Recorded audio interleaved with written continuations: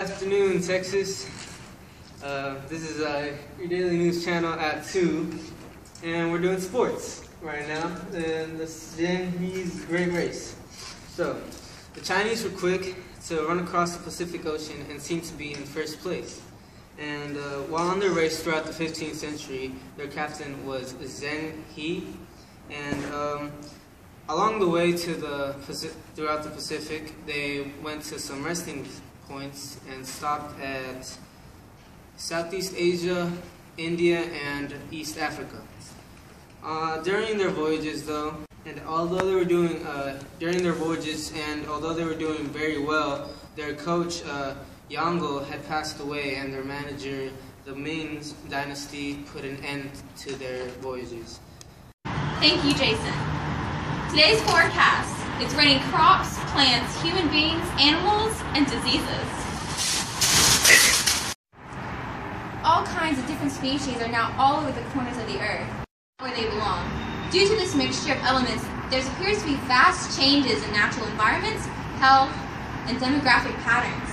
The swarm of diseases, smallpox, influenza, typhus, measles, and diphtheria has wiped out thousands of Americans.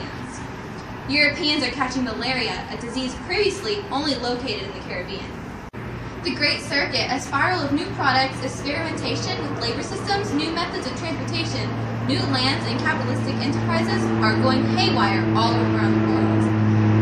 Slaves from Africa are on their way to the east, and coming with them are rice and okra. In traveling over the Pacific are Manila galleons traveling between Manila and the Philippines, picking up Asian luxury goods in Acapulco on the west coast of Mexico, loaded with silver. Now to Laura. Thank you, Madeline. Good afternoon, Texas. This is Politics with Laura White at 2. Today we're going to be discussing exploration and settlement in North America with guest lecturer Lindsay Watkins. Let's get started, shall we? Today we're here to discuss the dispute over land in the Americas between Britain, France, and the Netherlands. Lindsay, can you give us your input on this recent outbreak? Of course, Laura.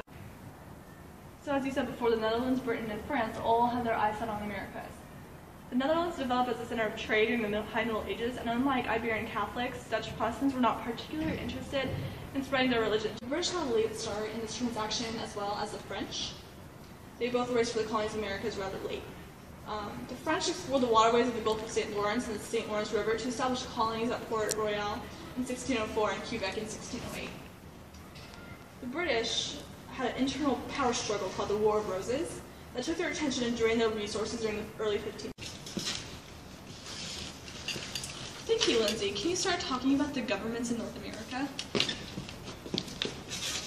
Of course. Because Dutch and English colonies were more privately financed by joint stock companies, their governments were more likely to have more independence from the mother country than Latin America colonies, which were financed directly by.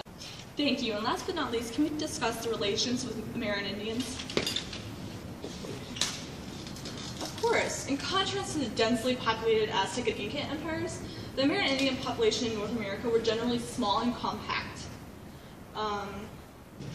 They were small in the areas of the Dutch, British, and French explorers. Intermingling of blood did take place, but was more common as settlers pressed westward. The southern English colonies developed strict social classes between blacks and whites, and anyone of mixed race was considered to be black, even though the term mulatto was used as it was in Latin America.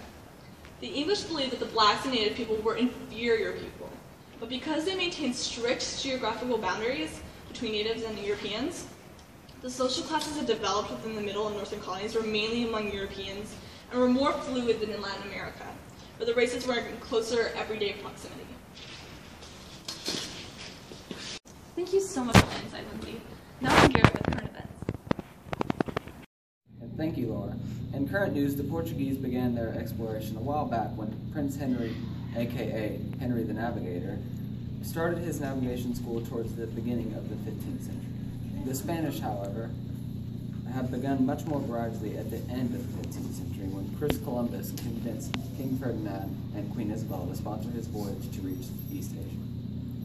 Recent conflict has emerged over who controlled newly discovered lands until agreeing upon the Treaty of Tordesillas in 1494. pushing the Portuguese towards India and the Spanish towards